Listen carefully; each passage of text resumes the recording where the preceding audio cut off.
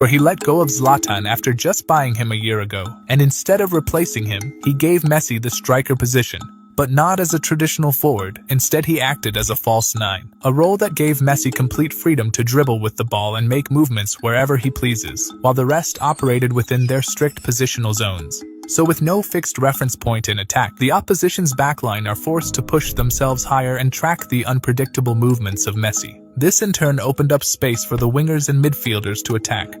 When Pep arrived, he made me play higher up, closer to the goal, in order to score more goals, which until his arrival, I hadn't done on a regular basis. Also during this time, Pep wanted to make his existing positional grid more advanced and automated. So he refined his positional structure by introducing even stricter rules, ensuring that no more than 2 players could occupy the same vertical line, and no more than 3 in a horizontal line during play. Let's take a simple example here. If one of the pivots has the ball and drifts towards the flank, it creates a situation where more than 2 players are positioned vertically. So to maintain the rule, the right winger may invert centrally, pulling markers with him and creating space for the midfielder to run into. However, with the winger inverting and the midfielder advancing, it would now exceed the 3-player horizontal rule. So at that same time, the center mid may push forward to partner with the striker, dragging defenders deeper and opening up space for the inverted winger to receive the pass and exploit the gaps.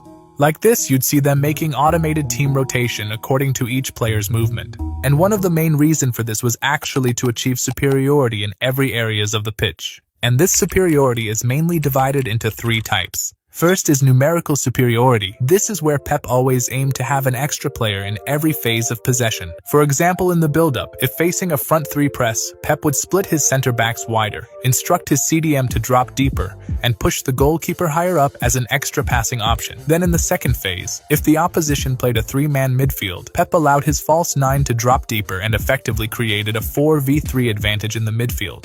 While the second one is qualitative superiority. This technique ensures you have your best players facing a weaker defenders in an isolated area. For example, if Messi was on the right flank, Barcelona would overload the left side and drag the defenders towards that side, in order to leave the star player in a 1v1 scenario against an isolated fullback. On the other hand, in positional superiority, you would often see Barca players making false runs to intentionally drag the oppositions towards them. The main reason was to create spaces between the lines for others to become the real receivers and exploit gaps. So by mastering these 3 types of superiority, combining with his advanced positional play, Pep's Barcelona completely outclassed every opposition's defense and became the best attacking side in the world during that era.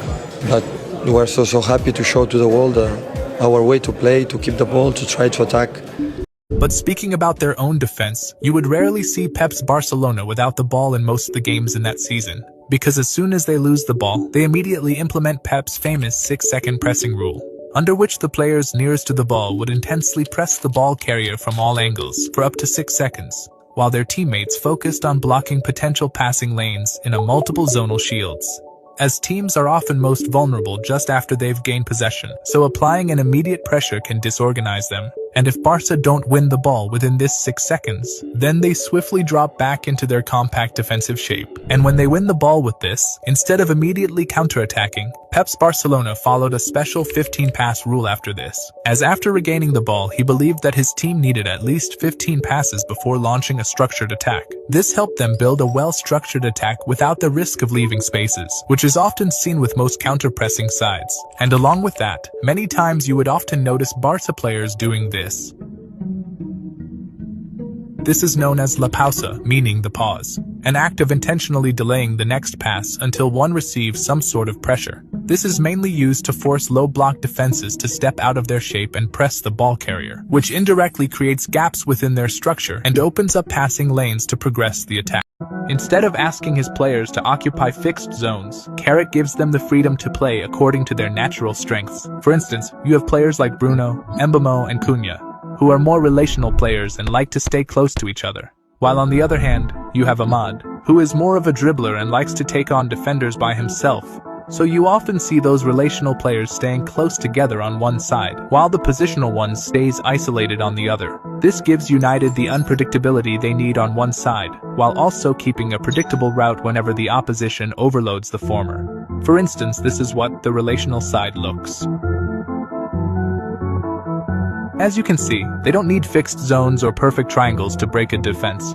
Even two players with great chemistry can break a back four. He gives you the base, he gives you the foundation, he gives you certain rules. That's your responsibility on the ball. I can't tell you where to pass the ball. I can't tell you where to shoot.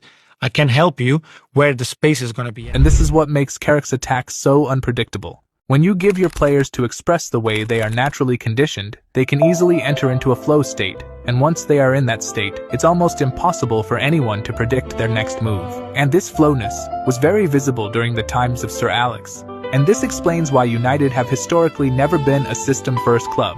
From managers like Sir Matt Busby to Sir Alex, they gave their players the foundations and principles of what to expect from the opposition.